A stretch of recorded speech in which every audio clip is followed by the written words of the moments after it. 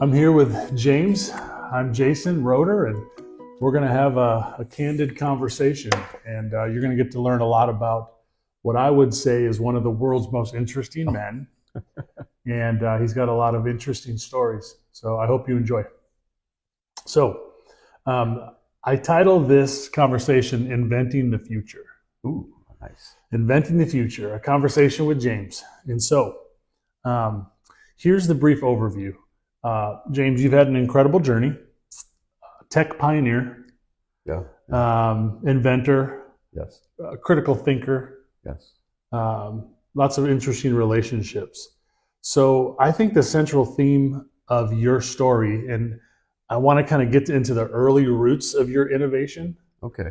It's innovation. It's resilience as well as innovation. And then you have this passion of in inventing things that have an impact on future.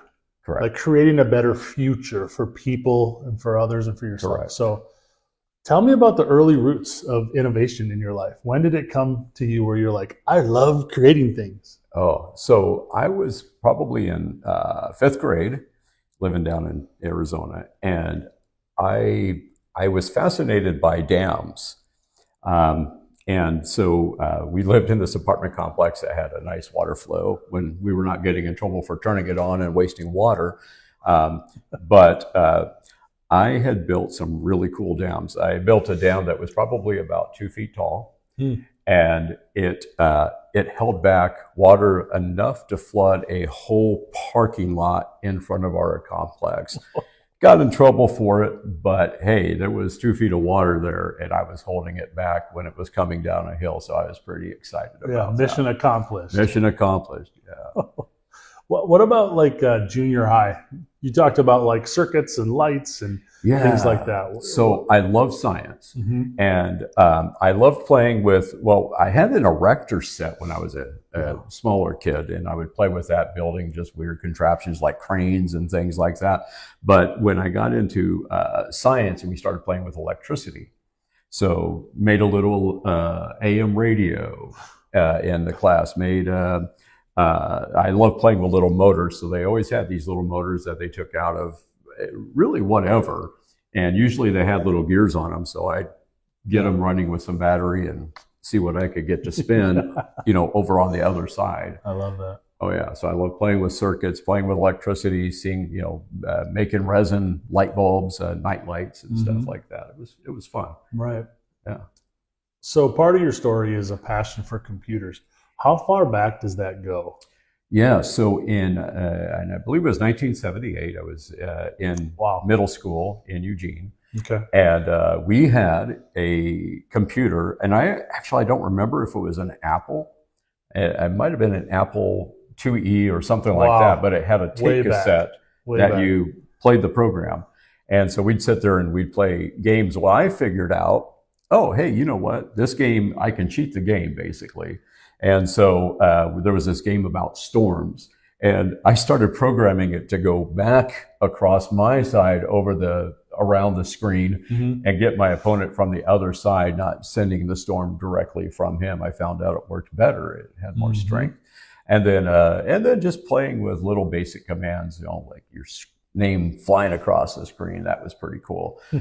Getting colors to start, actually at that time it was amber screen, so there was no color, but getting flashing screen and stuff like that. So yeah, so it was fun playing around with and it was basically it was basic language. Sure. Yeah. Sure. So take us back to data concepts in Phoenix. Yes. Right? And the kind of like the computer age, the awakening of the computer age. So take us back to that early CAD experiences and things like that. Yeah, so in about 1982, I was done with school, moved over to the other side of Phoenix. We moved back to Phoenix from Oregon. And there was a company called Data Concepts, and a friend of mine worked for them. Okay. And so I would go to work with them. I was kind of trying to figure out who I was and what I was doing, just moved out of home. And so went and started playing with the early K-Pro computer systems which were at that time, they weren't like AT computers. The K-Pro computer looked like a big suitcase that you open up. There was a screen and two large floppy drives, one for the program, one for the operating system, and you can save your data on there. And then the keyboard was the front. And they had one of the first laptops I saw. I think it was called the K-Pro 2000. Okay. And so that was pretty fun, and I was playing little games on that. But then also I got to go in to watch the guys working on because they would take them apart, repair them, assemble them. Right. And then I met a guy named Jim Delatoso, who was one of the lead CAD programmers in the US at the time. And I was watching him do not just CAD programming, but 3D, almost like 3D modeling, except it was more animation. Okay. And so I got to sit with him and watch his class. But I got interested in CAD at that time. Didn't really do much with it, but I got interested in, oh, this is cool. Computers can design stuff too. Mm-hmm. Very cool. So what sparked your idea to commercialize like tech and in the area of like government, education, military? Tell us about that. Like, how did that come about? Yeah, so I worked for a company that was much like the Yellow Page operator. They were called Phonex in Phoenix, and Yellow Page Information Bureau. And you would call them and get a referral to, like a local plumber or Domino's Pizza in your zip code or something like that. And I was like, oh, this is such a cool idea. And they had these big old servers, the Wang 2200, which I actually crashed. And that's why I wasn't working there anymore. I was debugging it during an electrical storm, and I didn't know you weren't supposed to do that. Ended up hearing an explosion in the room, and a hole inside of the case came out like that. They had to replace the hard drive and programming. But anyway, so little sidestep there, but their concept was pretty cool. And I was like, why can't this be a global concept? Why can't, I can be in New York and I'm looking for a plumber for my villa in, Paris. Why can't I call and get somebody to go work on it? And so I designed this company, and actually it was called RefNet International. RefNet. And it stood for Referral Network, and networking the earth was my slogan. I like that. Anyway, as I was putting it together, I'm just like, well, how am I going to get, all of my data from what I collect here, what I collect there, all together? And before that, I had worked for MCI in their Watts, so 1-800 telecommunications, but I had also had experience with modems. Okay. And so I was like, oh, we could transfer the data every day. That's fascinating. Around the globe. Yeah. And so anyway, and I was looking for money, a young man at that time, under 30, looking for about $35-40 million to develop this company globally. And I sent my business plan to newly elected Bill Clinton and Al Gore. And what it did talk about, now my idea was not the commercialization of the internet, but it was using what was existing out there between military, education, and government. Their communication system and data transfer system to transfer all of my data around the globe daily. And so, almost like a worldwide web. World Wide Web, basically, because my plan was to be in, I think at the beginning of it, the thought process was like 85 cities in the world. Sure. And so, I wanted to be in every major area, right? Europe and Asia and of course the US. And so that way, all of my data would be up to date every single day. And so that was, in fact, we were going to use the telecommunications system to even transfer calls from, say, New York to France via Watts lines, and so it was not just a telecommunications issue; it was a telecommunications data transfer thing. Did you ever hear back from the president or Al Gore or the administration? I did get a letter back from the White House. And it was actually just one of those generic letters. Hey, thanks for talking to us and sending us your concept, and thanks for telling us that we hope Bill Clinton does a great job. So yes, I did get a letter back, but nothing acknowledging what my thought process was, but it was still pretty cool. Right. Right on. So do you think they took your idea and ran with it and added to it? Or what's your theory as to what maybe happened? Because this is way before. Yeah, 1993. Way before things really, I mean, it's before the web really launched. So. Right. Well, what I believe happened, and Al Gore never said I invented the internet. He never said that about himself. Yeah. What he did say is he did push for the commercialization of the internet. And honestly, I was playing with AI one day and I told them what I did, and AI popped back and said, it's possible that you influenced the commercialization of the internet. Right. So I was pretty stoked about that. Sure. But yeah, that's pretty cool. I'm pretty sure I did. That's pretty sweet. That's awesome. So tell me a story. You were telling me a story of a phone call you had with the Terminator. And that's a cool story. Give us some background on how did that all come together? Who was it with and all that? Yeah. So I was writing a business plan for a movie studio that was going to be outside of Carson City, Nevada, in Virginia City. Okay. And it was going to be a Western movie studio. And we had picked up, I wrote the business plan for it. And then we had gotten a board of directors. Well, one of those board of directors, there was several, there were 7 of them. One of them was John Taylor from LucasArts Skywalker Ranch. He was a sound engineer there. Crazy. But another one was a director named George Caceres. And at the time, he was actually not a very well-known director. He made some music videos. And in fact, he sent me one of his very early music videos. It was pretty cool. To like, oh man, this is going to be on MTV. Cool, that's cool. But he was at a party or at his house, and maybe the party came to him. I'm not sure how that worked out. But he goes, "Hey, hold on, I want you to talk to somebody." And he said, "Arnold, come over here." And Arnold came over, and he handed Arnold the phone, I guess, because I heard Arnold saying, "Hello." And I was like, I'm in shock here. I'm talking to the Terminator. But it was pretty cool. Just that I got to say hi to Arnold Schwarzenegger at a party. That's pretty cool. Not many people can say that. Yeah. That is really cool. So let's talk about your experience with the hospitality industry.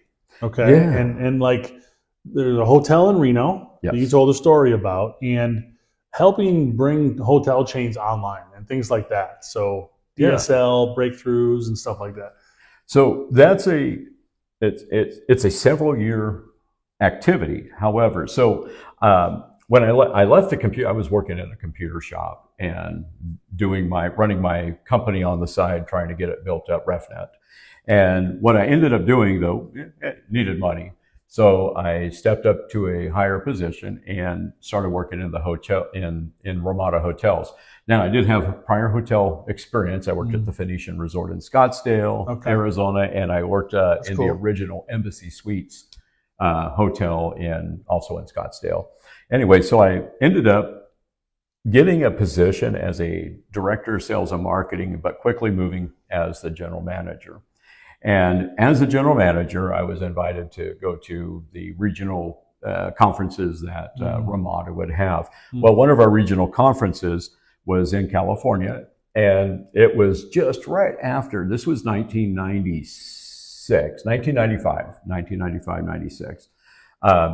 I was at this conference, and the VP of marketing of Ramada had come, and he was telling us what the marketing plans for the company were. And it was like, "Weren't you guys getting on the internet?" And he was like, "Well, the internet's too new. We don't know what to do." And I literally gave them an education right there about the internet and why you need to be on it. Right. And within 2 weeks, he came, got me a phone call from my regional director and said, "Hey, you talked us into the internet." Wow. And they started designing their web presence there. And it was literally neck and neck between HFS, which was Ramada, Howard Johnson Days Inn, and Hilton coming online to a web presence on the web. It was a race, but I talked them into coming online, and they were one of the first hotel companies that had an online presence. That is cool. So then, fast forward to the future, I moved from Reno up here to Oregon, get back into working in an internet company, helping basically teching and trying to sell, broadband services and that. And over a couple of years of back and forth moving around, I ended up in Eugene.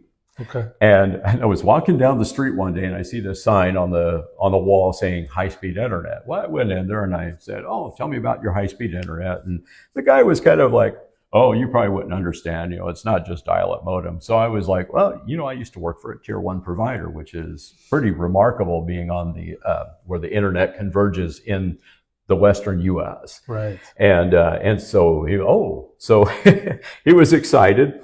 He brought me in. And I said, "Well, I do consulting for you." And so he had me work on this box that was about $750,000 box, and it served DSL and all sorts of internet capabilities.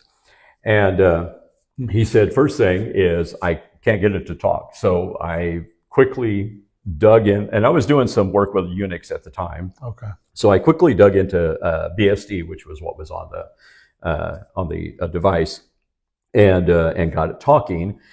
And we started playing with alarm circuits.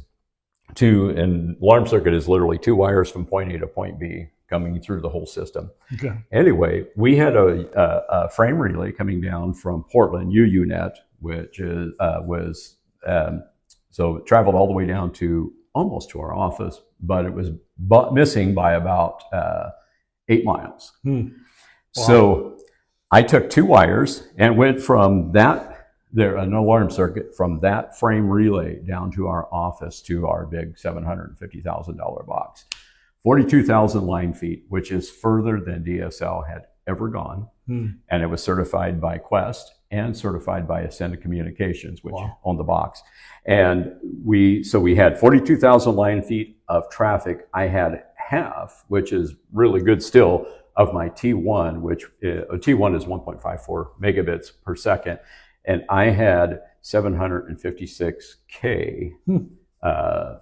So that's pretty good. So kilobits. And so I had traffic, I had it moving. And the guy wanted to stick it into apartment complexes. And I'm like, "Hey, that's pretty good. I can help you do that." But then I was just like, "Oh, in the hotel business, this would be perfect, because people come in with their laptops and they're plugging into the phone system." And literally one time in Reno, I had to unplug my PBX so I can make an emergency call out. Oh, geez. Because I had to kick everybody offline. So I thought, in the hotels, this would be great. So I engineered how we could put a DSL server in, and basically it's a switch, but in the phone room of a hotel, and we could serve all of the rooms. And we were using Ascend products, which became Lucent and AT&T. And we were using their products, had their engineers come down and, this works. This is a great idea. And so we started a company. Well, the company was WinCorp that I went to consult for. They ended up, with my engineering, signing a $10.5 billion agreement, with Syndic Corporation, which was going to put high-speed internet in all of their hotel rooms. Wow. Sadly, things fell apart, not in the technology, but in the finance side and getting monies to move where they were supposed to. So we ended up losing that contract to a company called Case Internet, which came in pretty quick after. And that was a guy from AT&T. He was a former guy from AT&T. AT&T? Yeah. So then my company was consulting. So my company was CMRX2. Okay. And RefNet had gone bye-bye. Bye-bye. Yeah, when I couldn't fund it. So CMRX2, we were working on a deal with Best Western, but we didn't want somebody just to bring their laptop in and plug into a DSL. We wanted anybody who wanted to use the internet in their room. So we worked with a company called Bast Inc. out of California, and they brought a little TV set-top box that they were experimenting with. And I felt bad for the CEO of the company. He was the one showing us the product, and it didn't work. And my board was like, "Oh, just get him out of here. He's wasting our time." Well, I was the CEO. I'm like, no. Let me go talk. So I went and I talked to him. I said, let us work with this. I said, sitting in this room is literally one of the guys who designed the ATM switch for Clackamas High School District as a science project in 1963. And I said, he and I will look at this and we'll get your product working, and we're going to make it so it's quieter. And that's when we came up with, we didn't want fans. So we didn't want noise. Obviously, if you're sleeping, you don't want some noise in the background. So we took hard drives out. We were looking for, and I didn't want Windows, Microsoft products in it because it's too bulky. So we came up with we found a company that was just playing with Linux to embed it into the BIOS. So Embed Linux 1.0 was something that we were pushing, and we ended up getting their set-top boxes to have no hard drive in it. You could put one in, but also no fans. And so it could run quietly in a room. They ended up selling the Bass 2000 is what they called it. And but we designed that, and we were going to put it in Best Western hotels. And again, another setback with people. People. Oh gosh, yeah. I had a partner. I had a couple of partners, and one of them really became a thorn in our side. And our attorney said, "Yeah, you haven't taken money yet. Better shut it down, because he's going to get you guys in financial issue with SEC and stuff like that." Because we were wanting to go public. Sure. Yeah. Anyway, so yeah. So you've told me about taking some of your ideas, and those ideas have taken you like around the world. Yeah. Dubai in specific. And so there's this like seismic safety for man-made islands. The thing we talked about, an Earth orbiter designed to clean orbital debris, things like that. Oh, yeah. Tell me about some of that, and tell the story of like the water system and how that kind of got you to Dubai, and just tell us that whole global project idea. So I went to work for one of the investors in my company in CMRX2, and he was the good partner. And I went to work for him. He had a development company, and we were designing. We were working on projects here in Oregon, but he wanted to do some projects in the Middle East. So in 2005, we went over to Dubai for a conference called Cityscape. And we were showcasing some of our Oregon projects, but also we were looking at the world, the islands, the man-made islands by Dubai. And I went out on a little tour with one of the sales guys. And I'm looking around. I have a background in geology. In fact, in 2003-4, when Mount St. Helens was getting ready to erupt, I was actually telling people, it's going to erupt, it's going to erupt. You can watch it on the seismographs. It's going to erupt. And then, of course, it did. And even had some, not words with Jim Steele from the USGS, but I was just like, how did you not know? The evidence was there, because when it erupted, we didn't see this coming. But anyway, so back to Dubai, though. When the sales guy was taking me out, I was looking at some of the erosion that was happening on the top. And I was just like, but I knew how they were digging it out and making the islands. And I was like, tell me about the erosion. And the guy stands up at the boat. What erosion? I don't see any erosion. And I'm like, oh, come on, man. You can see this happening right here, but I'm more interested in what's down below. And so we went to this big model home that they had. It was like 30,000 square feet. And it was a showcase home. And I saw that there was fresh paint. And I'm like, oh, you guys just painted. Oh, yeah, there's cracks. I'm like, well, there's cracks again, and it's fresh paint. That means that this thing is moving. And then there was other telltale signs of it moving. And so I told them, I said, and Nikhil was the big company that was doing it. Nikhil was the government-run development company. And I said, what are you guys doing about erosion, about holding these islands together? And they said, oh, we've engineered it, we studied it. Okay, well, show me the data. I want to see it. Never got the data. So I started investigating myself. Well, UAE is, Dubai itself is only 100 kilometers from a very active seismic zone. And I told them, I said, your stuff is going to sink. The next year, Iran had a big earthquake. And another island project was the Palm Jumeirah. And the building started sinking. Oh boy. And I had told them all the way from the beginning, hey, we need to vibrafloat this. We need to turn the sand into sandstone so it's going to stay. And they didn't do it until after that earthquake. And then they're vibrafloating everything, making sure it stands. So I saved our company. We were going to invest $260 million into that to build, and that was just to buy the islands, not including we were going to build a 7-star hotel there, had all the designs and everything. But even we were supposed to put $26 million down and do our due diligence within 90 days, and we wouldn't even get all of our money. We'd end up leaving $2.5 million on the table there. And I was just like, we should not invest at all until we know that this is taken care of. Wow. And as you can see, if you looked on anything today, the world is still got some stuff going on it, but it's not the elaborate, beautiful thing that they were planning out from the beginning, because there was too much unsturdiness in the ground. But the Jumeirah, actually, they did a good job of firming. Atlantis Resort is on Jumeirah, and it's not sinking at all. So they did a good job there. Wow, that's cool.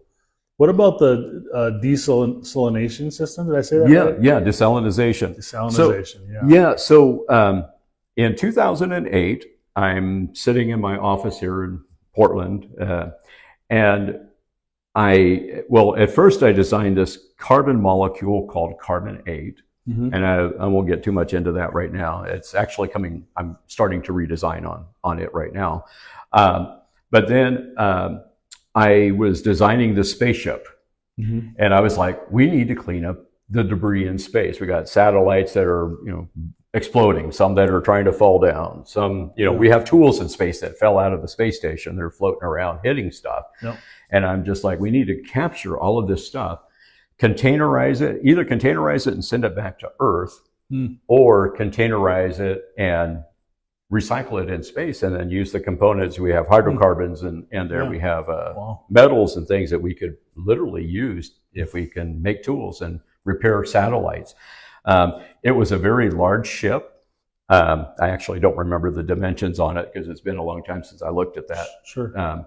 But it had a capture that it would fly into orbit, capture the material, pull it up inside, and robots would actually separate and do all the work. Cool. Like a spatial garbage. Yeah, a big garbage truck. Yeah. So when I was designing that, and I went and I talked to one of the guys in the company and said, yeah, this is my design. It's pretty cool. We should look at it. And he's like, why don't you design something that's useful to mankind down here? And I'm like, well, this is, but yeah, you're right. Let's see what we can do on the Earth. Yeah. So I went back to my desk and I started praying, and I saw a thundercloud. I was like, thundercloud, water desalinization. And nature's way of cleaning our water, taking seawater and turning it into drinking water. Sure. And so I did. I sat down and I started designing not just the desalinization plant, but I designed a whole system around it. So water would be collected from the sea, it would be evaporated, cooled, collected, moved into another location, and I planned it for 100 million gallons of water a day. So a very large plant, could grow about 1,000 acres of rice, because I was thinking of something that water could just set in all the time. There you go. And until you want to harvest it, you dry it out, harvest it. And then it would go into another containment that would be mineralize the water. So it would etch out, I don't know if etching is the right word, leach. It would leach minerals out of the rocks that it would pass through. And I was like, we could have sweet water, we could have really nice mineralized water that's healthy for the body, and then it would pass through a filtering system and be collected and distributed. Wow. So it was, and I called it Abraham's Well. That's still the name of it. And it's the Jojira water system. So Yahweh Jireh. I like that. Yeah, God provides water, and He's doing it now through a system. And funny thing is, the last time I was in Saudi Arabia, I got to visit with Saudi Aramco, and I visited with the son of the number 3 guy. Wow. And he's like, hey, put a plan together when you come back, and let's sit down and talk about this. Water desalinization is already happening there. But what if we could do it better and use the water and the tailings of it, the high salinity water, because you could gear how much salinity you want in it. Okay. You could use it for fracking. In fact, they were talking about taking water from the Red Sea and filling the Dead Sea, because the Dead Sea is becoming actually a nightmare. But the Dead Sea's salinity is not the same. So, or the Red Sea, their salinities are way different. Sure. And what if we could have salinated water that was the exact salinity of the Dead Sea? We could fill it back up and it would thrive. Yeah. And so that was the concept there. And I actually talked to a group out of Jordan about the same thing around the same time. So we'll see how that goes. Well, tell us next about your Siemens lunch story, about the CEO and your supervisor. Yeah. So what happened there? So my supervisor and I, we always went to sushi, sit down and eat. Well, I had, so Siemens Water was selling. Okay. And their water technology business was up for sale. I had talked to my friends in Saudi Arabia about possibly investing in it. Okay. And so they're like, well, find the information, find out about it. So I called Siemens and the water technology group, and I had left a message with their CEO. Well, I happened to be sitting and munching on sushi with my boss, and I get this call, so I answer it, and it's the CEO of Siemens Water Technology. Unfortunately, they were literally that day signing a deal with the company to buy them, but he heard me out. He's like, well, talk to me. You know, if this is something maybe we should put on hold, we'll put it on hold. And we ended up not, because my guys in Saudi, sometimes they're a little slow in reacting on stuff, but they did want the information. So that was pretty cool. Though my boss was like, you just talked to the CEO of Siemens Water Technology. Who are you? Yeah. How'd you get that? How'd you get him to call you? Right? Yeah. Like, that's kind of crazy. So your name was getting around the industry, and you've met people in high positions and had influence with them. And Microsoft selects you to lobby for them in DC. Yeah. Now, for like digital privacy, right? Is that right? Yes, it is. How did that happen? So there was a group called Voices for Innovation. Okay. And I was literally the 10th person that they got into the group way back in the early 2000s. And it was kind of I'd say an elite group, because it was business people that were had influence in Microsoft. And I had dealt with Microsoft a lot. Okay.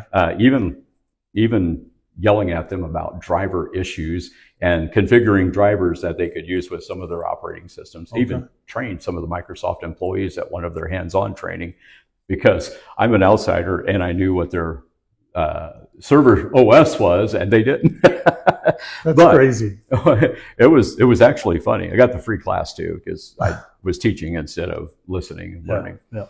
Anyway, so being part of Voices for Innovation, they called me and said, "Hey, we're planning this thing in DC. You're the only guy in Oregon that we have that's a member of the Voices for Innovation. Wow. We want to get and talk, and it looks like Kurt Schrader is your congressman." And I'm like, I'm on it. Tell me what you want. And so I did. I went to DC, lobbied, and it was lobbying for Microsoft.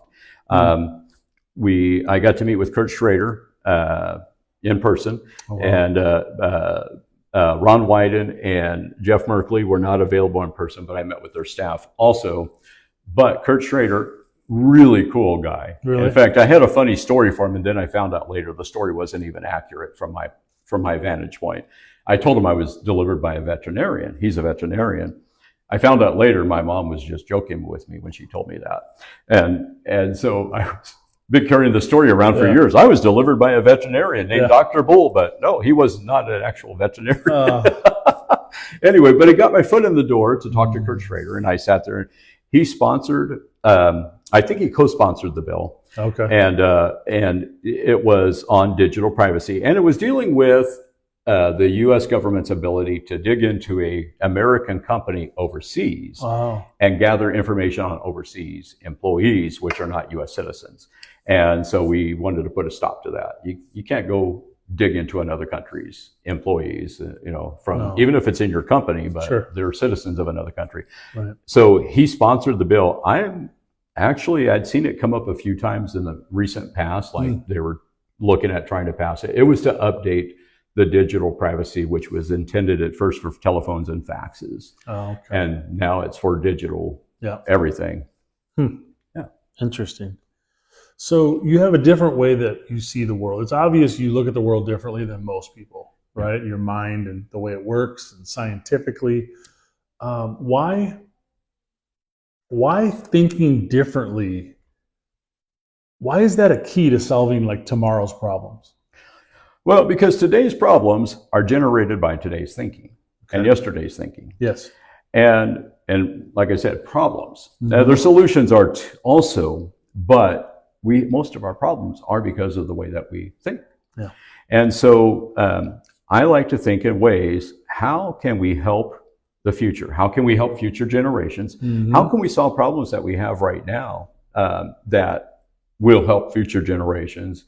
Right. And so I try to look at things and with an open mind. I'm not stuck on, oh, hey, this is my way, the only way, and that's it. I allow my thinking to be moved when I'm designing something or thinking about a process. I allow it to be moved as I understand different things. And when I say understand, it's not just because I'm sitting there and I'm just looking at it. No, I go and I talk to people. Hey, what do you think about this? And I collaborate. My current company, which is International Technical Computing Design and Innovation Consortium, the consortium part is the gathering together of minds and working together. And that's the way I believe we should work, not just here in the local community, but also in the global community. We're on the same planet. Right. This is a globe. We're all part of it. Why should we be in a little fence and just do our things and that's it? Right. Everything that we do here or they do over there affects the whole. Sure. And so thinking about it, looking at it from different angles, and unconventional thoughts. And I'll tell you, God gave me a really good brain, but he also drops things into my brain. Yeah. And lets me see pictures of things. And so it's like, we know biblically, we know what the Bible says. And that's accurate 100%, not changeable.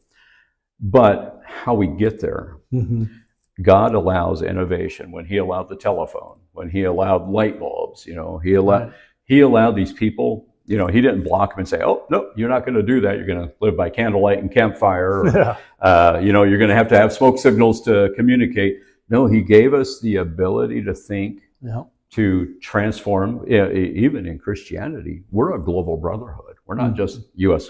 Christians and Chinese Christians. Right. We're a global brotherhood. Yeah. So he gave us the ability to think for the globe, for mankind. So why would we keep it inside? Right. Just keep it to ourselves. That's not right. No, exactly.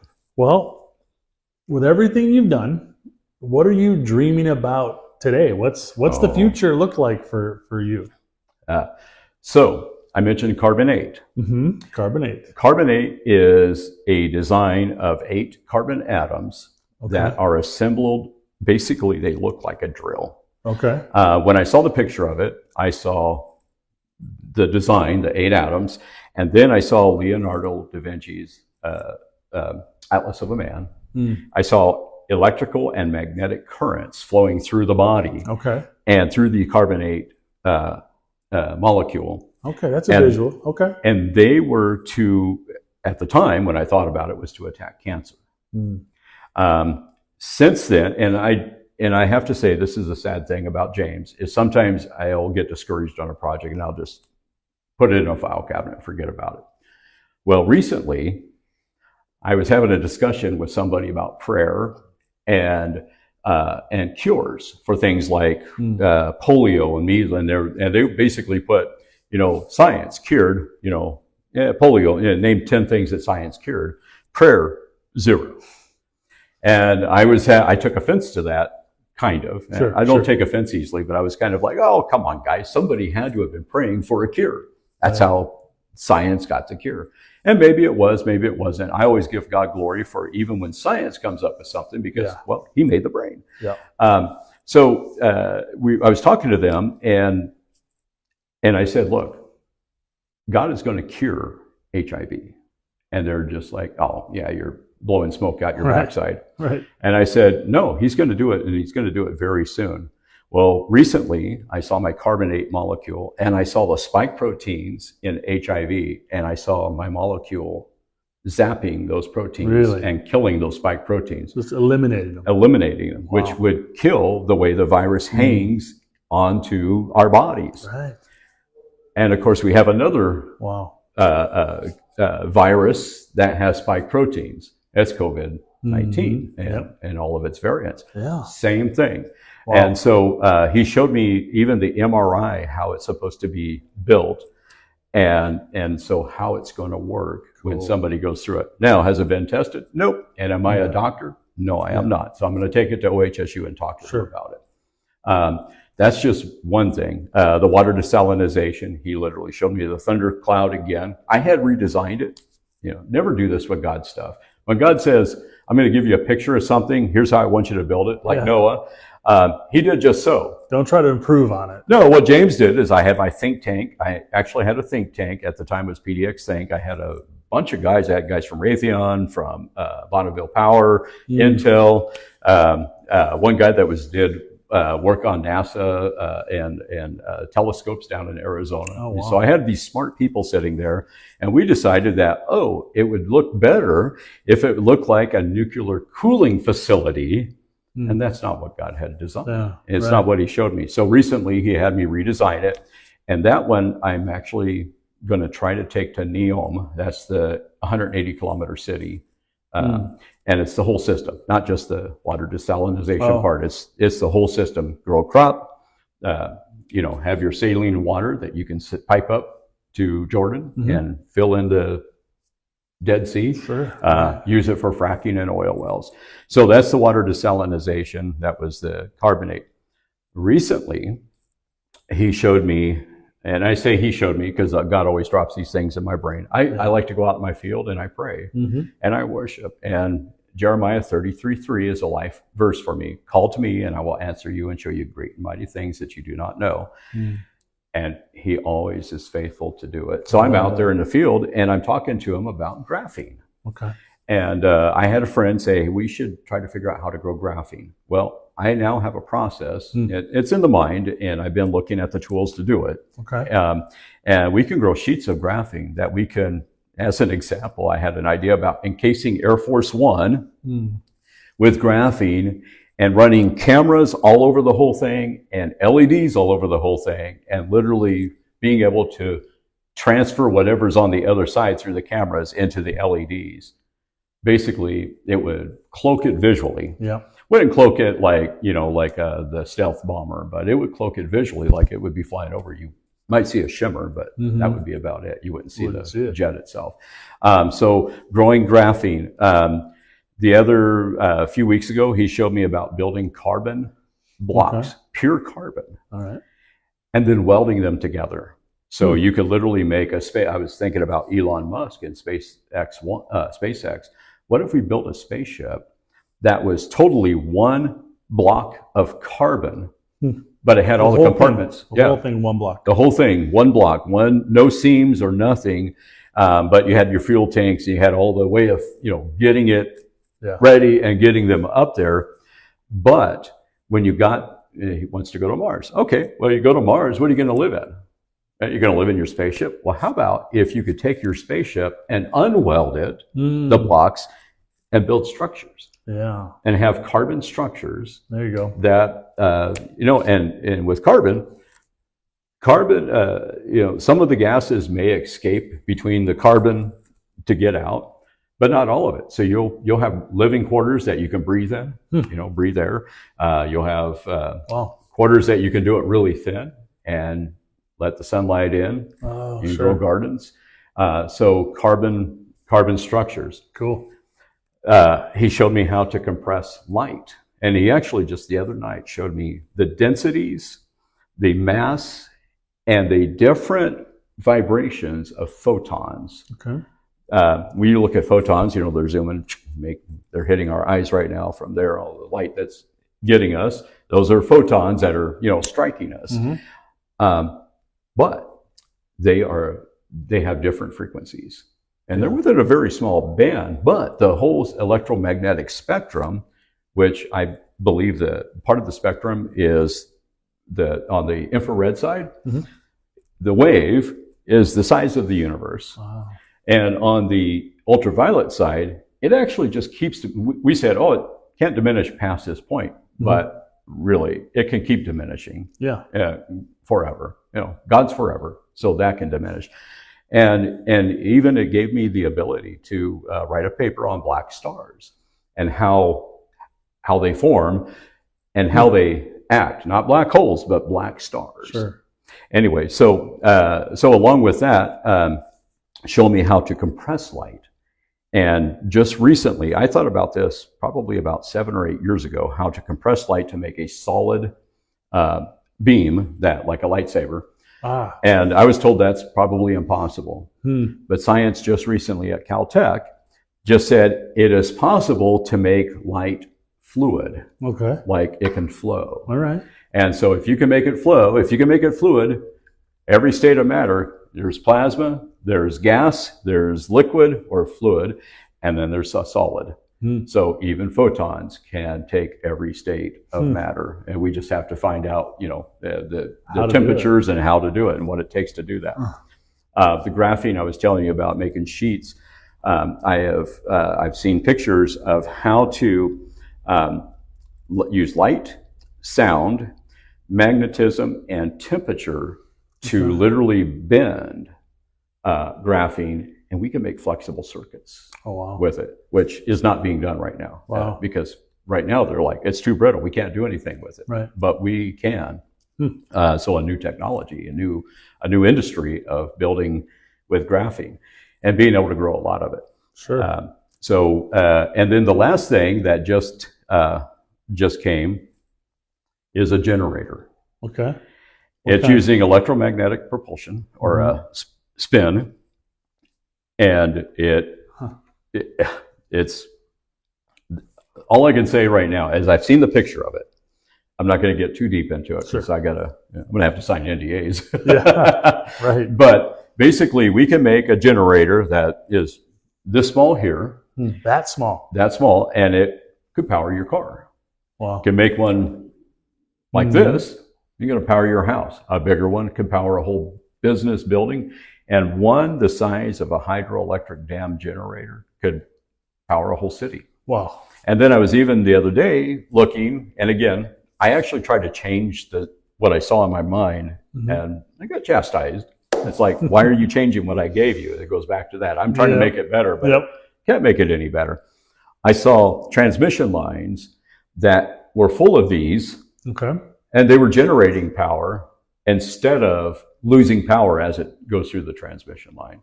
So in places where like they're not going to allow, regulation isn't going to allow a generator, but it may allow the power to still get to the house. There. And that's really cool. The power line will generate power instead of losing it as it travels. So one of the things that I'm passionate about is inspiring the next generation. Oh yeah. Right. And mentoring and educating, young people to dream and to think this way and not be robots and not just trust the system and just do exactly, but to think outside that box. Exactly. That it comes naturally to you. So what advice would you give to young innovators, young dreamers, or young creatives about just stay on that path? Well, first, I'm going to give the advice to their parents and grandparents and their teachers. Okay. And that is, let them dream. Let them feel. Let them touch. Let them think about, hey, can this work? And do the experiments of trial and error. Let them do scientific process. But to the young people, my son, when he was in first grade, he built a computer for show and tell at school. And I brought him all the components. I sat there. I didn't even touch it. I let him do it. He did it because I taught him how to do it. Right. When he was in first grade still, we were sitting at the Loop place there in Carson City, where we actually live, not in Reno, but in Carson. And the lady was sitting there and she's like, "Oh, little man, what do you want to do when you grow up?" What does he do? He says, "I want to tell how the earth is moving and the plates." And she was like, "Really? Can you?" And he started expounding on what he had learned. Of course, Dad's sitting there with this big old smile. That's my boy. And she happened to be the instructor at University of Nevada, Reno on geology. Oh, and she goes, some of my students come in here, they don't even know this stuff. And here a 6-year-old is telling. Wow, that's a proud moment. Right. So, but that's a father, here, learn this, explore your opportunities, expand your mind, expand your understanding. Don't just be like, oh, well, my family did this all their life, so we're going to go do that. Yeah. I believe God puts talents in everybody. He gives, there are actually so many types of intelligences. I think there are like 7 or 8 types. Yeah. Expand that child on that type of intelligence, whatever they are. Give them an intelligence test, when they're old enough to understand how to communicate, and see where their intelligence is. And it may change as they get older. Sure. But start there. Start getting them to think and understand and seek to understand. One of my think tank was, not everything is understandable, but we seek to understand. That was the slogan of the think tank. We want to understand that, because that's how we're going to make things. Right. That's how you're going to fix things. Yeah. Yeah. So your message to listeners, viewers, and young people is to dream big, stay curious, keep asking questions. Yes. Keep innovating. And don't be satisfied with the answers either. Okay. Keep asking, because you may get 10 different, even in my industry, I do tech work. You get 10 different answers from a technician how to do something. They all may work. Maybe one of them is actually better and going to get you to the solution faster. Yeah. So keep asking the questions, keep thinking, keep dreaming. Now dream big. God He wants us to dream. He does. And nothing is impossible for Him. Within physics-wise, for us, yes, there are things, but we don't totally even understand the physics of things. We're learning more and more. Yeah, because even things that I thought about, even the bonding of a carbon, I was told, oh, you can't manipulate the bond. That's impossible. Well, no, it's not. I saw it, so it's not impossible. But how do we get there? Well, we just got there. We just found out that we could. It's theoretically possible to manipulate a bond of carbon or other atoms. So think about if we can start bonding atoms together and making new molecules, and and maybe there's stuff that we haven't even thought of yet. Right. A conversation for another day. Yes.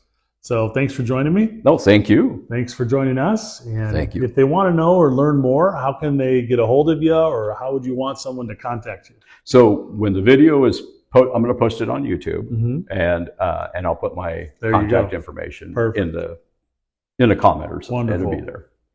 Well, thanks for joining me. No, thank you so much. That was